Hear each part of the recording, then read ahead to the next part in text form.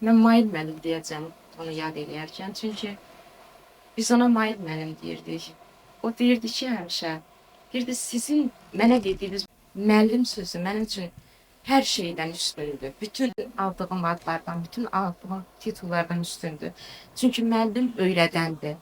Və mən də bu ədəb məclisi öyrətmək üçün yaratmışam. Bildiklərimi, təcrübədə yığdıqlarımı sizinlə paylaşmaq üçün, sizə ötürmək üçün yaratmışam. Və əgər siz doğrudan da məni özünüzə müəllim hesab eləyirsiniz, mənə müəllim deyirsinizsə, mənim üçün böyük şərəfdir. Həmişə özü bunu deyirdi. Ona görə də mən həmişə Mail müəllim demişəm. İlk də Mail müəllimliyi yad eləyəcəm. Və Mail müəllimin burada danışdılar məclis aparmanından sonra, onun gördüyü işlərdən. Və bir də Mail müəllimi hamı bilir, tanıyanlar bilir. Böyük bir təvazö hissi var idi onda. Elə təvazökar idi ki, onun hər məqamda da o hiss olunurdu.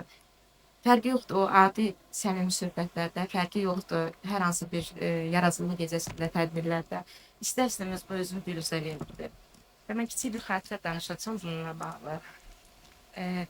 Yəni bildiyimiz kimi rəhmətli Baba Pınhan da bizim ədəb məclisinin üzvü olub və bizim üçün də böyük şərəfdir ki, belə deyək də, Baba Pınhan kimi bir şairi biz o ədəb məclisi yetişdirib. Şəxsən mən belə düşünürəm.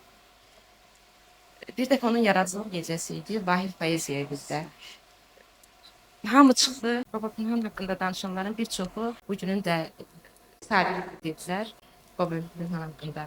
Şahin Fazil nəysə qarşı çıxdı buna, dedi ki, mən düzdür, Baba Pınhan böyük şairdir, amma sabir deyil.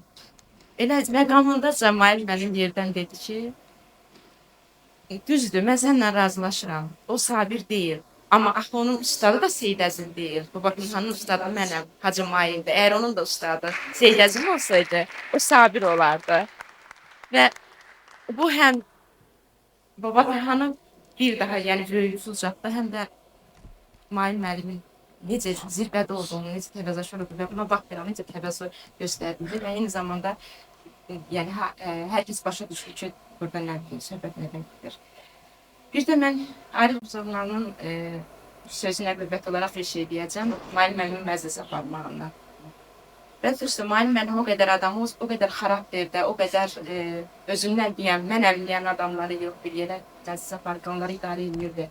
Və bir də Mail müəllim bizə məclisdə bizə qulaq asmaq öyrədirdi, bizə başa düşməyə, qarşıdakı adamın dediyi tənqiddən nəticə çıxarmağı, o tənqidi qəbul eləməyi, nə qədər mənəm desək də qəbul eləməyi öyrənirdi.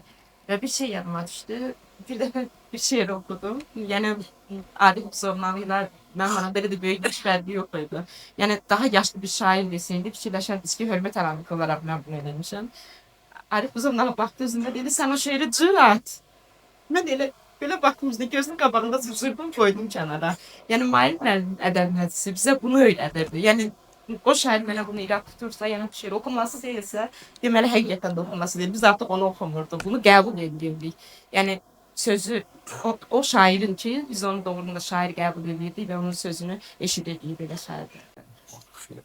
Mənim üçün bugün böyük fəxr hissi duyuram ki, bir gün burada Mail müəllim haqqında danışıram. Mail müəllim hamımız çox istəyirdi. Cəsurları dönə-dönə burada vurğuladı ki, mən öz ləyaqətimi çatmazdım. Mail müəllimin adını çəkdim ki, bizim məclisimizin adı kimi ki, çağırmaq istəyir, görmək istəyir, ola gəlsin.